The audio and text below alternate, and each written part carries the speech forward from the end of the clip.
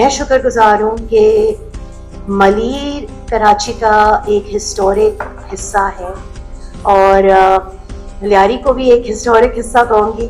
اور ہم لیاری اور ملیر جو ہیں وہ ہم لوگوں کی ایک ساخت ہے. اور میں اپنے آپ کو خوش قسمت سمجھتی ہوں کہ مجھے اتنے سارے ساتھی ملے ہیں اور ہمارے اندر اتنی آپس میں سالیڈیرٹیز ہیں کہ ہم ایک دوسرے کی سیاست کو بھی سمجھتے ہیں اور ہم واقعی دل سے اپنے کراچی کو بچانا چاہتے ہیں اور اس کے ماحولیات کو بچانا چاہتے ہیں.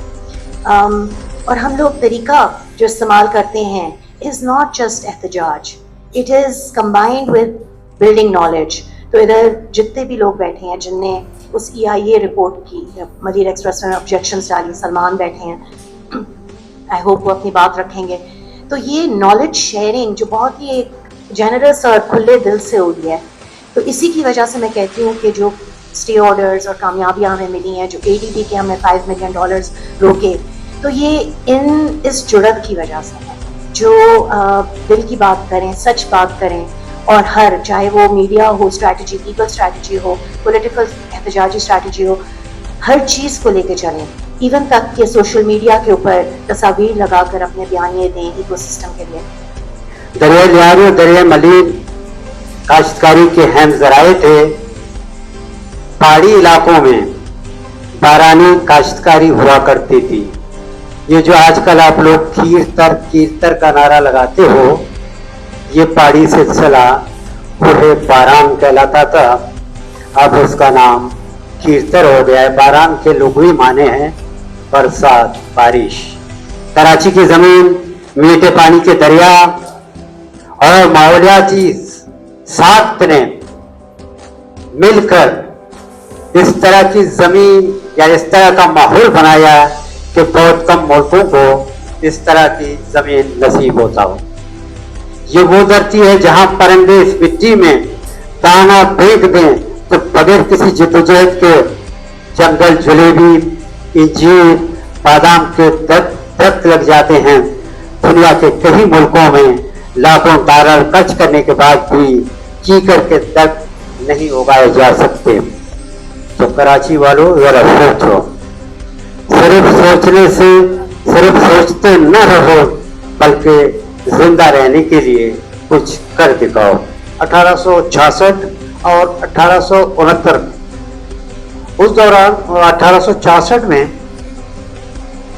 ملیر کے قرب جوار میں جو زیر زمین پانی کا ذخائر جو تھا وہ as per the British record کہ وہاں پر 12 فٹ جب کھودتے تھے اور جو کنویں کھودے جاتے تھے 12 فٹ پر جو ہے پانی دستیاب ہوتا تھا, میٹھا پانی. اور جن کپاس کی بات کر رہے ہیں انہی عرصوں میں 12 ایکڑ زمین پر کسی انگریز نے جو ہے تجرباتی طور پر کپاس کی کاشت کر لی, اور وہ کپاس پورے سندھ بھر کے کپاس سے اس کی کوالٹی اچھی رہی. نہ صرف سندھ بھر کے کپاس سے بلکہ اس کا مقابلہ مصر اور امریکی جہاں پر وہ کپاس کاشت کی جاتی تھی اس کے معیار کا کپاس پایا گیا. اور پورے بمبئی پریزیڈنسی نے $500 انعام اس کی اس کوالٹی کی وجہ سے ان کو کسی نمائش میں جیت گئے ہو, تو اس جیتنے کے مناسبت سے ان کو $500 انعام اس زمانے میں دیا گیا. ماضی کو لوگ فراموش کر کے آگے بڑھ جاتے ہیں, لیکن یہاں یہ مسئلہ ہے کہ ہم آپ سے یہ کہتے ہیں کہ 100 سال پہلے جو باتیں آپ نے کی, میری اتنی نالج ہے نہیں, لیکن 100 سال پہلے کراچی کی یہی پوزیشن تھی کہ یہاں پر کھیتی باڑی, یہاں پر سبزہ, یہاں پر جو غذا ہے یہاں کی, جو صاف پانی ہے, یہ سب مثالی تھے پورے ایشیا میں. لیکن مسئلہ یہ ہے کہ بات شعور کی ہے. आहिस्ता आहिस्ता हम अपना शऊर खोते जा रहे हैं और हम फिर आपसे कहेंगे कि कराची कल बेहतर था और आइंदा आने वाले कल की कोई गारंटी है नहीं। जो 200 साल से ये होता रहा, और फिर तेल के ज़खायर निकले, तेल अब देखें हर गाड़ी में, हर जनरेटर में, हर ट्रक में, हर मोटरसाइकिल में तेल जल रहा है। तो इससे, इसके जलने से जो गैसें निकलती हैं, जो कार्बन हवा में आ जाता है, उसकी वजह से पूरी दुनिया का निज़ाम अब डिस्टर्ब हो चुका है। अब हम सिर्फ एक इलाके की बात नहीं कर रहे हैं, हम सिर्फ सिंधु की बात नहीं कर रहे हैं, अब हम सिर्फ एशिया की बात नहीं कर रहे हैं, अब हम बात कर रहे हैं कि पूरी दुनिया जो है उसका हवा का जो निज़ाम है, यानी हवा का से मतलब ये है एटमॉस्फेयर, यानी कि हम जो सांस ले रहे हैं, और देखिए कि एक मिनट में हम 13, 14, 15 दफ़ा सांस लेते हैं, तो ये इसी हवा, इसी एटमॉस्फेयर जो कि ज़मीन के गिर्द मौजूद है, इसमें हम सांस लेते हैं। तो इसका निज़ाम, इसका टेम्परेचर बढ़ गया है, इसका निज़ाम परमानेंटली डिस्टर्ब हो गया है साइंसदानों के मुताबिक। उसमें से 1% साइंसदान ऐसे भी हैं जो ये कहते हैं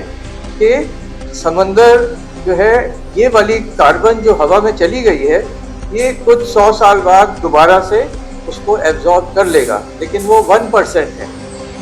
बाकी जो हालात पैदा हो रहे हैं वो इस नहज पे पहुंच गए हैं कि ये हम कह सकते हैं कि अगर ज़मीन का, हवा का, मौसम का टेम्परेचर जो है, जो अभी तकरीबन 150 साल पहले के मुकाबले में 1.5 डिग्री बढ़ गया है, 1.5, 1.6 अभी बताया जाता है। ये लगता तो बहुत छोटा है, लेकिन अगर आप एक बादल जा रहा है, उसको 1.5 डिग्री आप गर्म कर दें तो उसकी शक्ल चेंज हो जाएगी। कि पूरे मुल्क को आप कराची में आबाद करेंगे तो फिर लोग, यहाँ के इंडिजिनस लोग कहाँ जाएंगे, रिसोर्सेज कितने हैं, आप उनको कैसे यूटिलाइज करेंगे कि पूरे मुल्क के लोग। और ये कराची के बारे में सुन के कि मिनी पाकिस्तान है, भाई मिनी पाकिस्तान लाहौर में भी बनाए, हमें खुशी होगी। मिनी पाकिस्तान आप जो है पेशावर में भी बनाए, खुशी होगी हमें। मिनी पाकिस्तान सिर्फ कराची में ही बनाना है आपको। फिर अगर कोई हक की बात कहता है कि वो कहते हैं कि नहीं, ये तो बाइस लोग हैं, ये एथनिसिटी की बात कर रहे हैं, नहीं, हकूक की बात कर रहे हैं कि रिसोर्सेज पूरी दुनिया में ऐसे होता है कि एक सूबे के हकूक रिसोर्सेज आप लूटते रहे और बाकी लोग जो है आते रहे, उनको मना भी नहीं करते।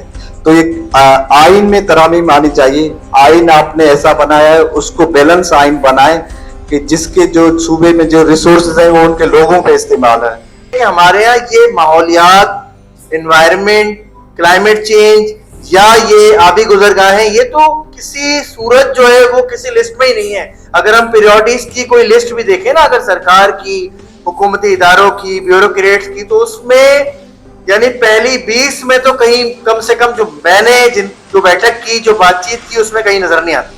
जबकि होना ये चाहिए, अगर आप वो डॉक्यूमेंट देखें जो IPC 6 की रिपोर्ट है, जो वर्ल्ड मेट्रोलॉजिकल ऑर्गेनाइजेशन की रिपोर्ट है, जो WHO की रिपोर्ट है, वो डॉक्यूमेंट देखें तो इस वक्त माहौल और ये बारिशें, सैलाब और डिजास्टर, ये तमाम जो है वो दुनिया भर में जो है वो प्रायोरिटी में पहली लिस्ट पर है। ज़मीन की हैबत, ज़मीन की फितरत, उसकी नफ्सियात को समझे बगैर इस शहर को एक कंक्रीट की जंगल में तब्दील कर दिया। पहले लियारी नदी जो सारा साल उसमें मीठा पानी बहता था, उसके अंदर से उसकी रूह रेती बजरी निकाल के उसको गटर नाले में तब्दील कर दिया। 47 के बाद, 60 के बाद मलीर नदी की बारी आई।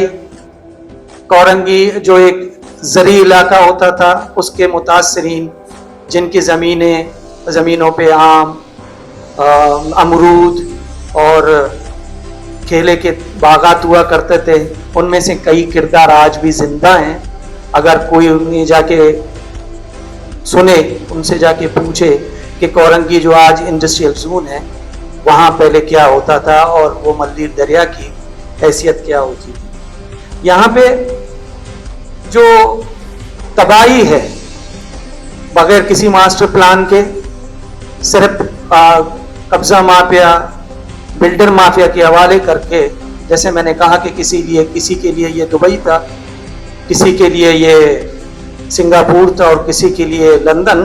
कराची ब्रिज बेहतर होने की बजाय यानी उसकी सूरत हाल खासतौर पर इंफ्रास्ट्रक्चर, जो हमारा इंफ्रास्ट्रक्चर है वो ख़राब से ख़राब होती चली जा रही है। पहले की निस्बत हम आगे बढ़ने की बजाय पीछे जा रहे हैं। आप टीवी पे इश्तिहारात जितने भी दें, लेकिन जिस वक्त मैं घर से निकलता हूँ और मुझे रास्ते में जो टूटी सड़कें मिलती हैं, सीवरेज का निज़ाम ख़राब मिलता है, पानी जगह जगह खड़ा मिलता है, अगर मामूली बारिश हो जाए तो ज़िंदगी मफलूज हो जाती है, तो वो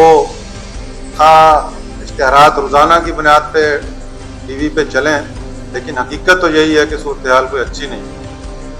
मैं तो जो समझता हूँ कि जो यहाँ का इंफ्रास्ट्रक्चर जिन्होंने बनाया है वो मेरे जैसे कोई सिविल इंजीनियर हैं जिन्होंने ये यहाँ का इंफ्रास्ट्रक्चर बनाया है, क्योंकि बेहतर होने की बजाय जगह जगह सूरत हाल यानी ऐसी ख़राब मिलती है कि सोचते हैं यार जिसने बनाया है उसको डिग्री किसने दी थी, या उसने कोई सोचा भी था कि या ना कोई इस हवाले से कोई दुनिया के शहर जो है वो बारिश हो तो वहाँ की आवाम एंजॉय करती है और उस बारिश में निकलती है। खुद हमारे यहाँ इस्लामाबाद में आप चले जाएं तो वहाँ कोई 100 से ऊपर की बारिश उनके लिए कोई मसला नहीं है, ज़िंदगी रवां रहती है।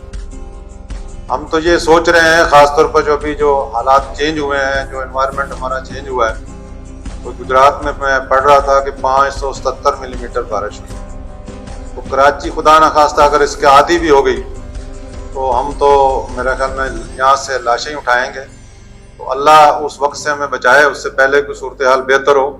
तो जब तक इस आबादी के इज्तिहाम को, हाउसिंग स्कीमों को, हाउसिंग प्रोजेक्ट को, इन पर पाबंदी आयद नहीं की जाती, जब तक कराची के ऑक्सीजन हब मलीर को कानूनी तौर पर ज़रई इलाका डिक्लेयर नहीं करवाया जाता, कराची के मसाइल हल नहीं होंगे।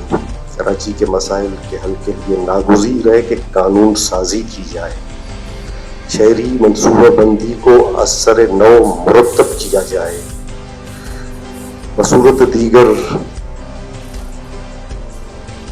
इसके इंतहाई मनफी असरात हमारे माहौल पर, हमारी जिंदगियों पर मुतरत्तब होंगे। और मैं आखिरी बात सिर्फ ये कहना चाहता हूँ कि ये मलीर का जो अलमिया है कि इसको कंक्रीट के जंगल में तब्दील किया जा रहा है, ये सिर्फ मलीर का मसला नहीं है, ये कराची में रहने वाले हर उस शख्स का मसला है और होना चाहिए जिसकी धड़कनों के लबों पर जिंदगी का नगमा रक्सा है, जिसके अंदर सांसों की आमद और रक्त जारी है, उसका मसला है। मुझे उम्मीद है कि कराची प्रेस क्लब इस मसले को ऑन करते हुए मजीद बुलंदी से, बुलंद आहंगी से मलीर के दर्द को, कराची के दर्द को ज़बान देने की कोशिश करेगा। आप तमाम हज़रात का बहुत बहुत शुक्रिया।